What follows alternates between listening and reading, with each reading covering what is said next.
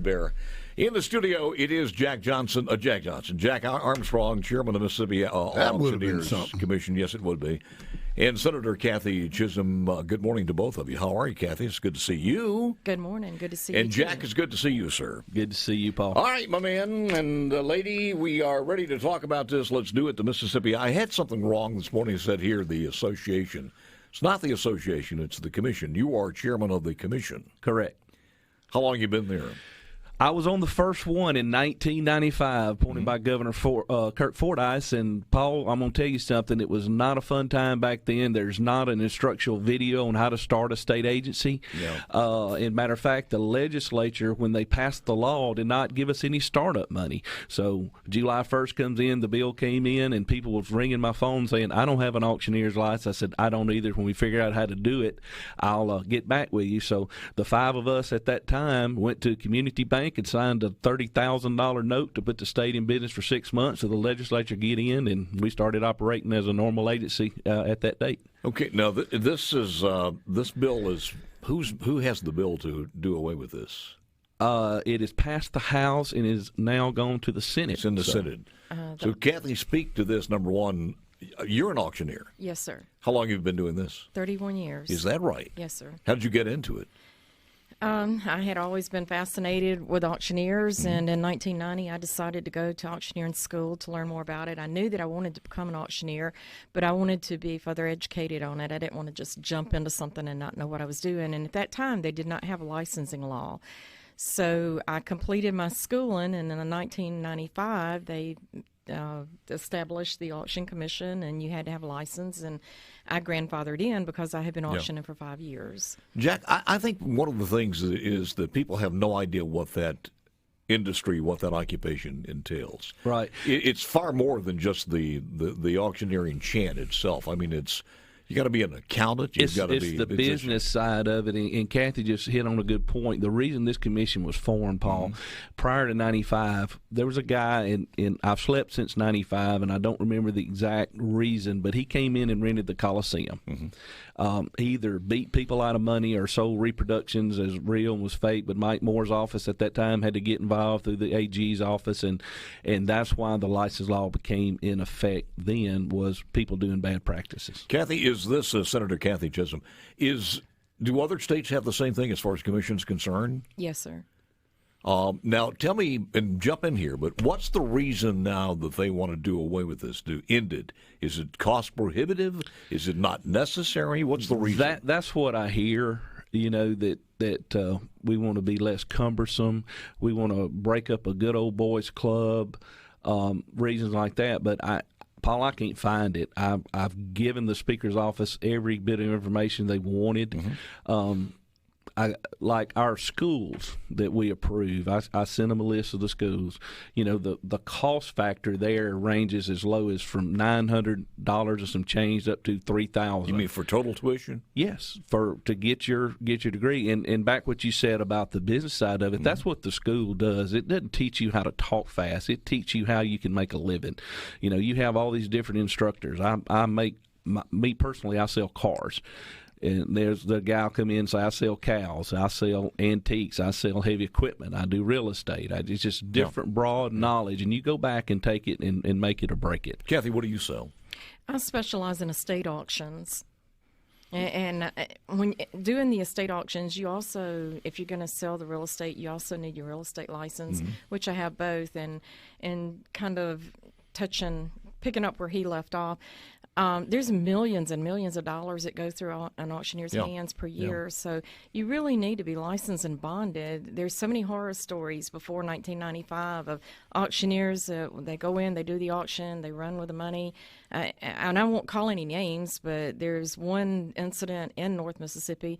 This guy, it took him 2 years to get his money from the auctioneer. He kept him in court 2 years, so we really need to keep a license. Well, the follow-up after this, Jack, is important because you have to have, well, in vehicles, you're talking about the titles, you're talking about all of financing, what's paid off. All of these different things matter. Real estate, it's even more complicated, I would imagine. Yes, it is. You have to know what you're doing because you have to know the real estate licensing laws to auction off real estate, or you're going to be in a mess again. Have you communicated anything to anybody in the house and the counterparts there to find out exactly what the problems are?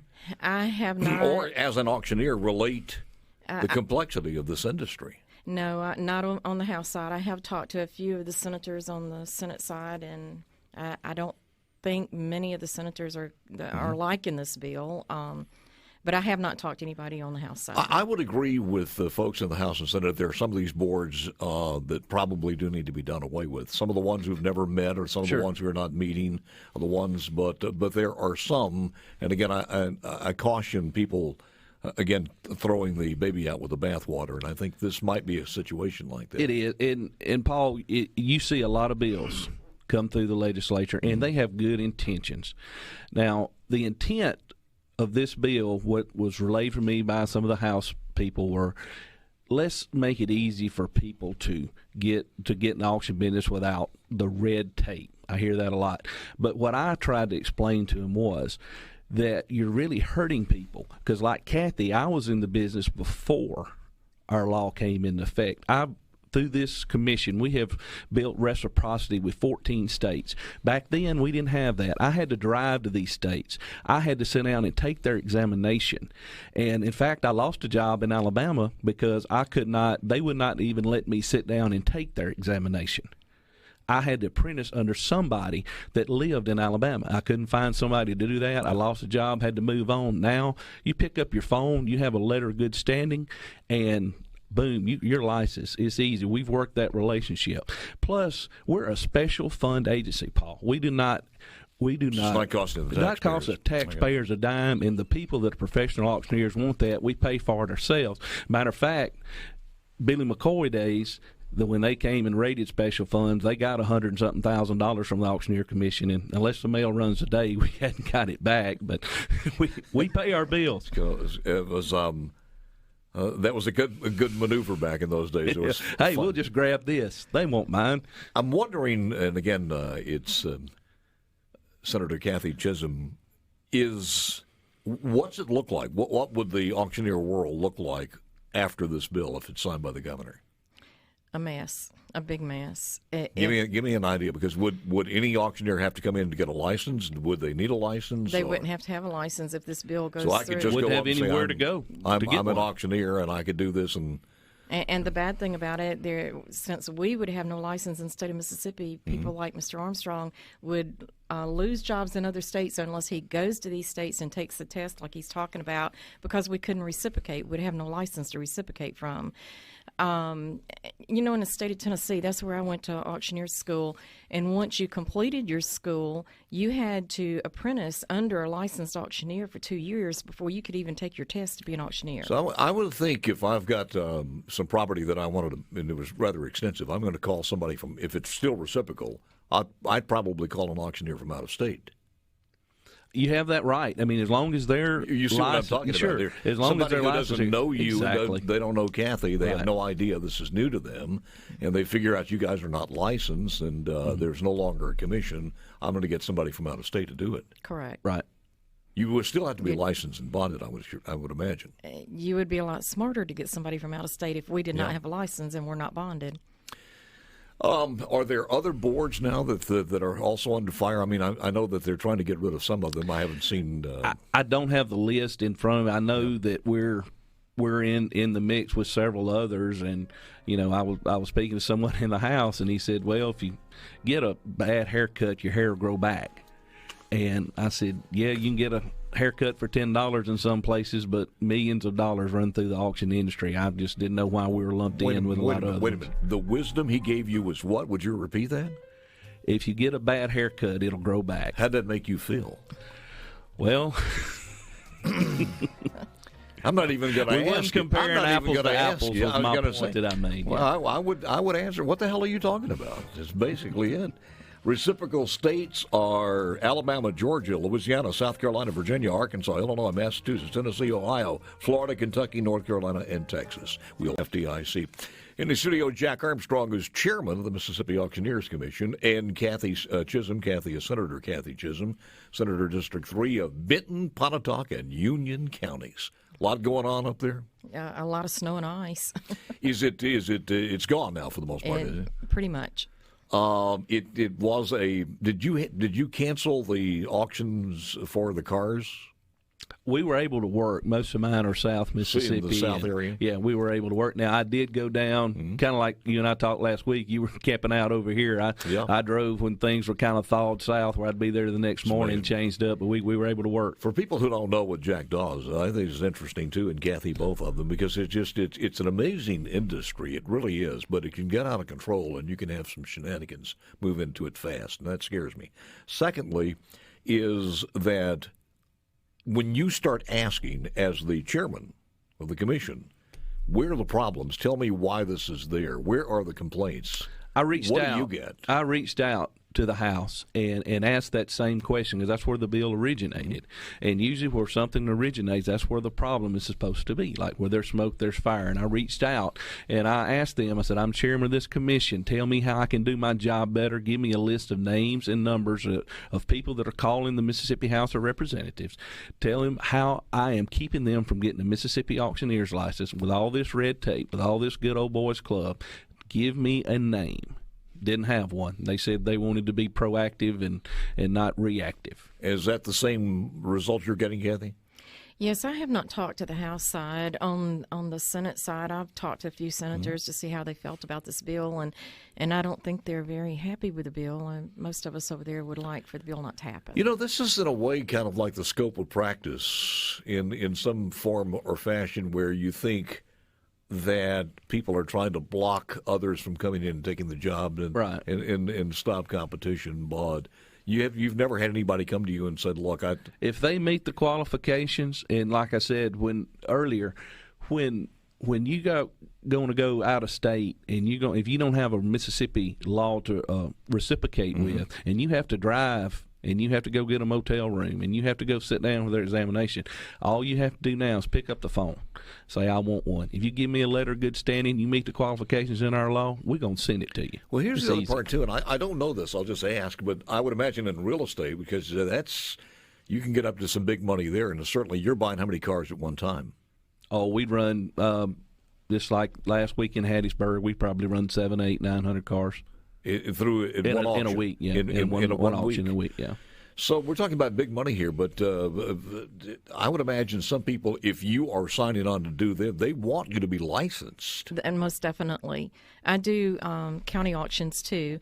And usually those are going to run $250,000. I mean, and that's a small auction. I'm small-time auction compared to Mr. Armstrong.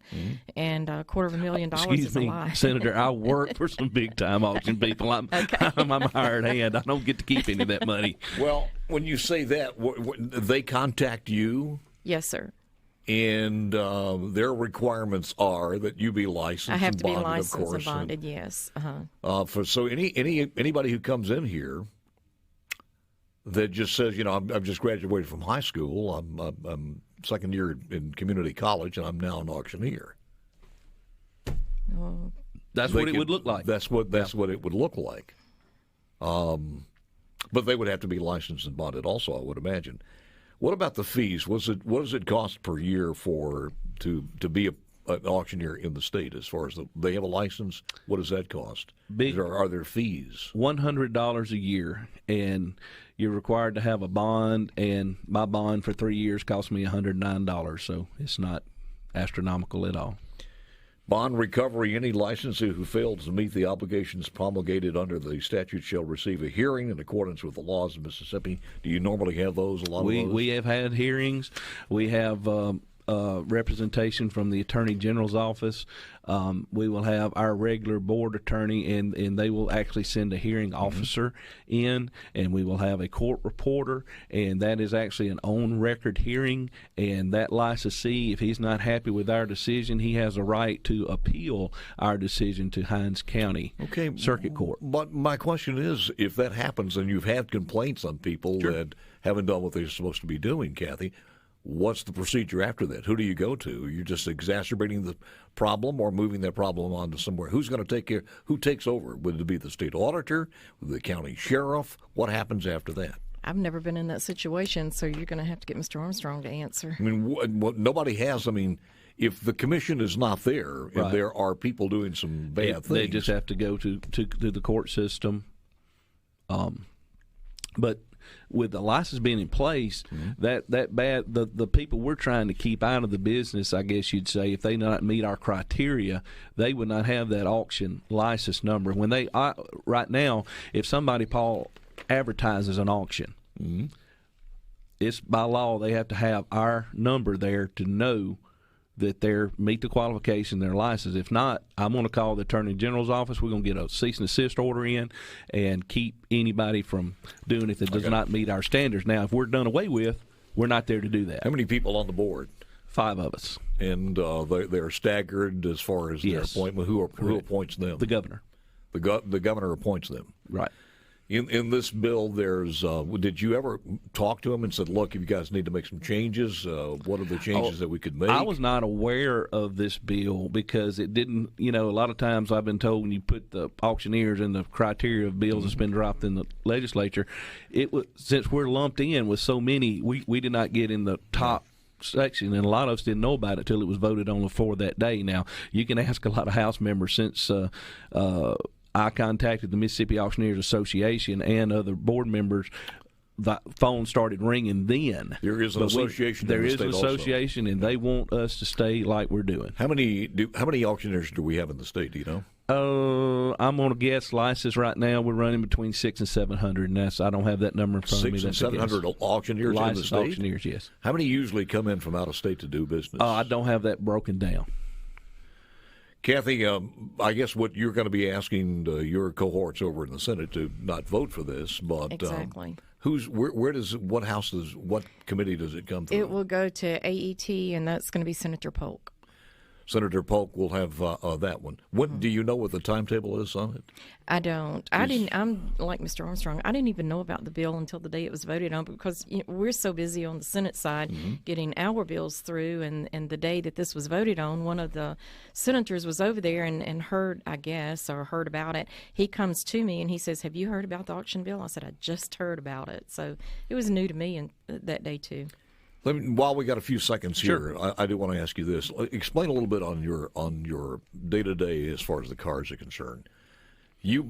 What does it look like? Because I know when you're driving on 49, there's this big auction place down there. I'm there every Thursday. That's your domain there? I'm there every Thursday, sitting in that last lane, number 8, selling for thousands of cars there. Where do they come from? Well, different agencies. The company is Mannheim Auto Auction, and they're a subsidiary of Cox Communication. They're one of the largest auto auctions in the U.S. and really worldwide. They have place in Canada, China. They're a big corporation. My little domain in Lane 8, I sell for General Motors, and 1 week in World Omni, Toyota, Element Financial. You're buying I'm selling used them. cars. I'm selling them to used car dealers. We're a dealer-only auction there in Hattiesburg at Mannheim, and I'm selling to dealers. Some of the buyers from the local dealers come and they buy some all these guys cars. here because there's not area. enough trade-ins, Right.